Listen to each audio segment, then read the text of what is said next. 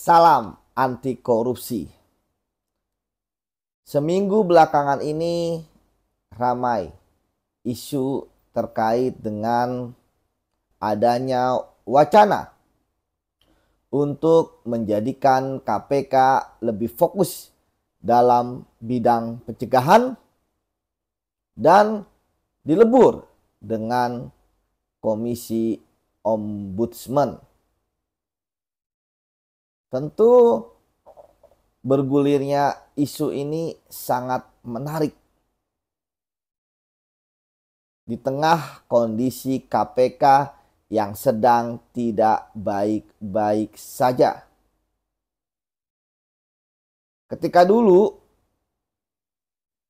Ketika KPK misalnya disenggol sedikit saja, tentu publik akan bereaksi, marah, kemudian mendukung KPK dengan sepenuh hati di sosial media maupun aksi-aksi demonstrasi. Termasuk kita tahu yang terkenal ketika adanya revisi Undang-Undang KPK yang melemahkan KPK. Namun ketika isu ini bergulir, ya, kita tahu KPK sedang mengalami penurunan kepercayaan. Bukan hanya dilihat dari prestasi kerja yang tentu jauhlah dari misalnya Kejaksaan Agung. Namun juga kondisi KPK yang morat-marit akibat terjadinya korupsi di tubuhnya. Suatu hal yang harusnya tabu karena Komisi Pemberantasan Korupsi harusnya anti korupsi, pegawainya berintegritas.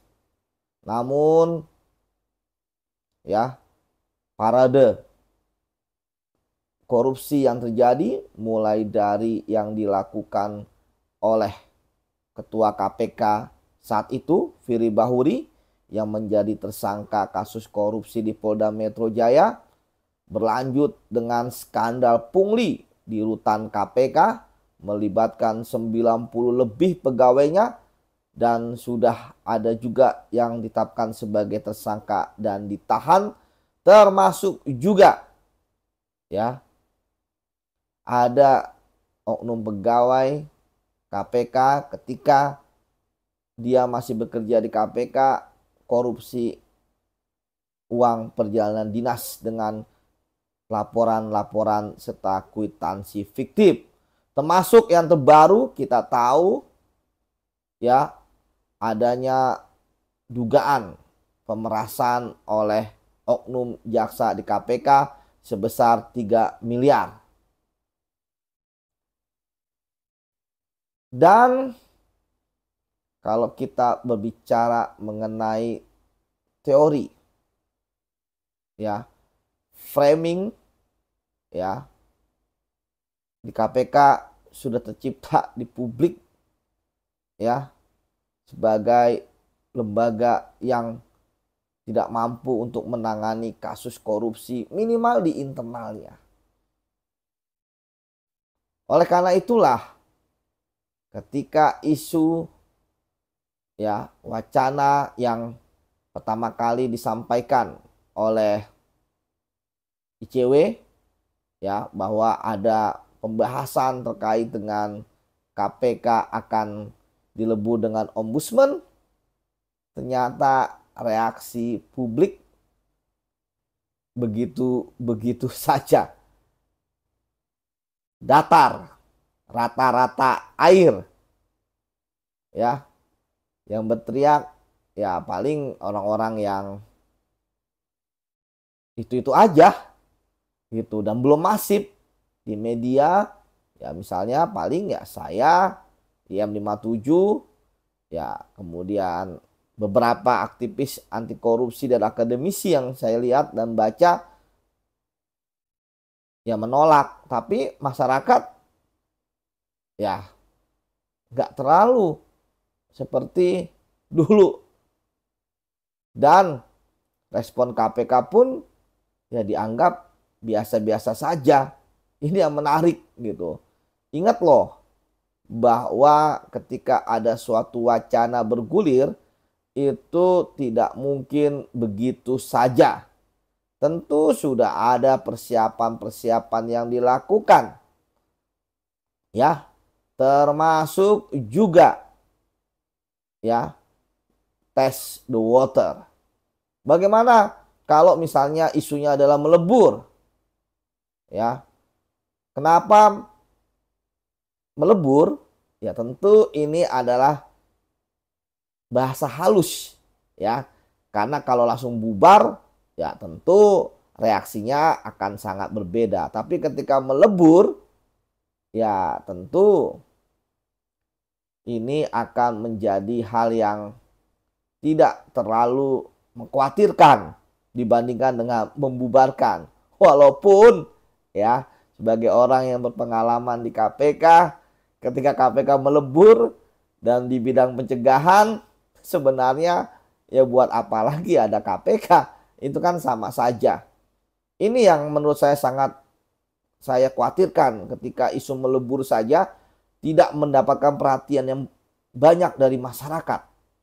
Dan tentu ini dibaca oleh orang-orang yang selama ini ingin ya KPK tidak ada. Karena KPK selama ini ya sebelum masa ini ya itu semua yang terkait kasus korupsi melibatkan orang besar dengan jumlah yang luar biasa dampaknya, figur-figurnya ya masif ya. Itu kan semua ditangkap sehingga mengganggu zona nyaman.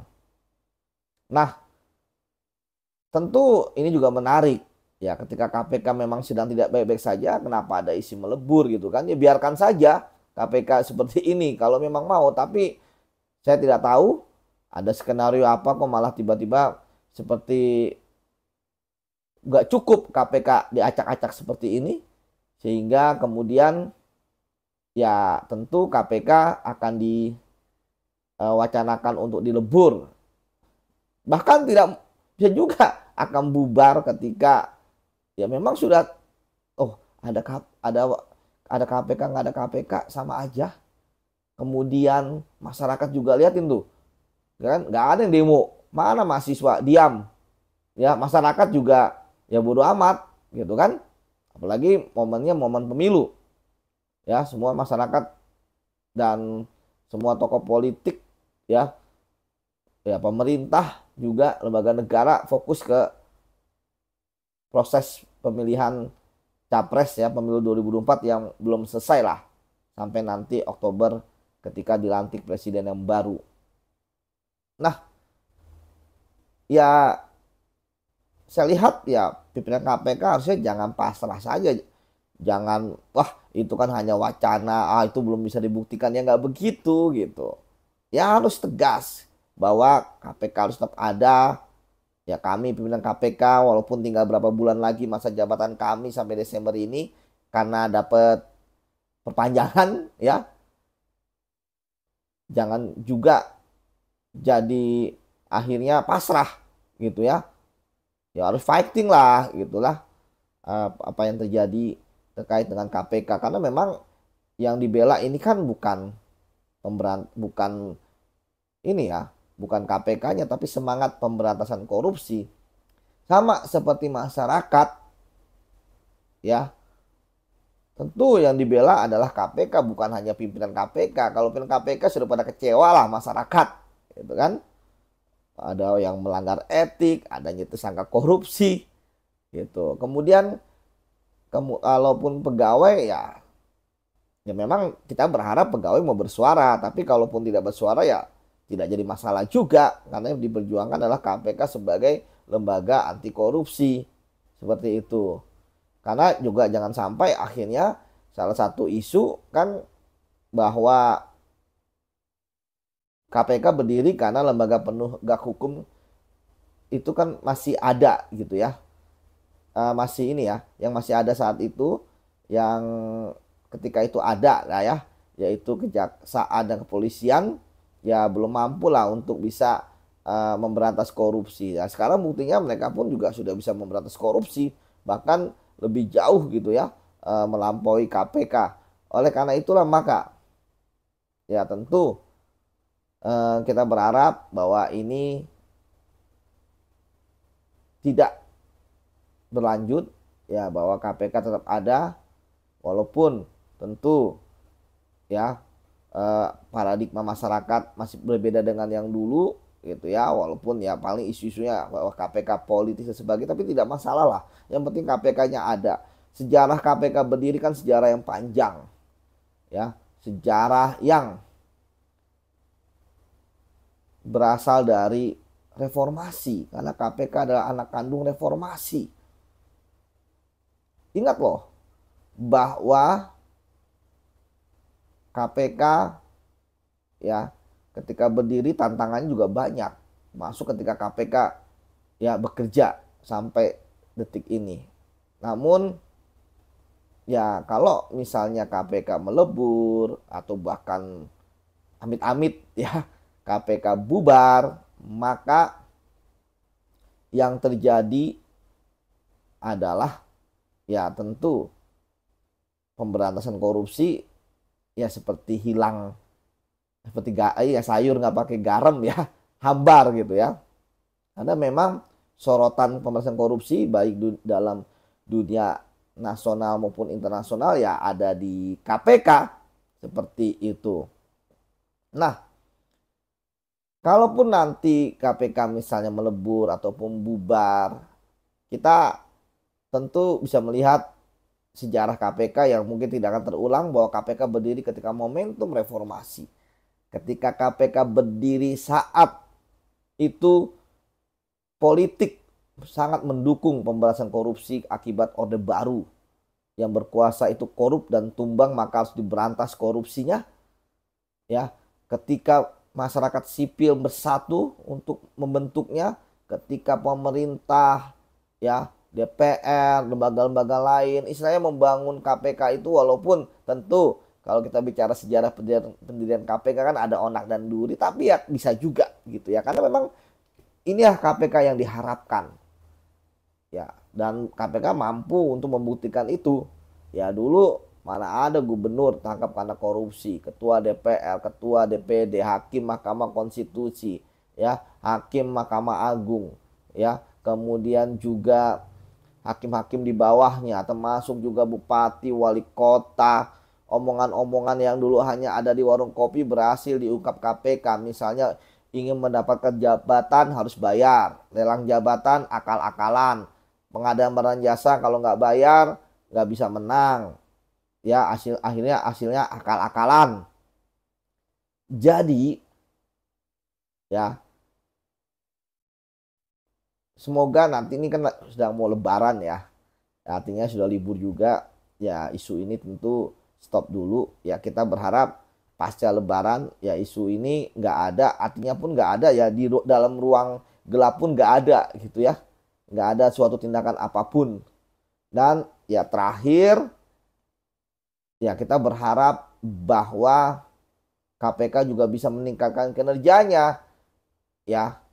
Kalau hanya publik akan mendukung ketika KPK kinerjanya baik ya, publik akan mendukung ketika KPK menangkapi koruptor ya, dan koruptor bukan sembarang koruptor, bukan yang kaleng-kaleng gitu ya, koruptor yang kakap gitu ya, koruptor yang menurut masyarakat memang patut untuk ditangkap ya, tentu ya berdasarkan alat bukti yang cukup lah ya. Dan yang paling penting jangan banyak kontroversial lah, baik ucapan pimpinan ya, tindakannya, termasuk juga yang terjadi di KPK internalnya, baik integritasnya seperti itu, termasuk Dewas ya, kalau menghukum ya hukumnya berat, zero tolerance gitu kan, bahwa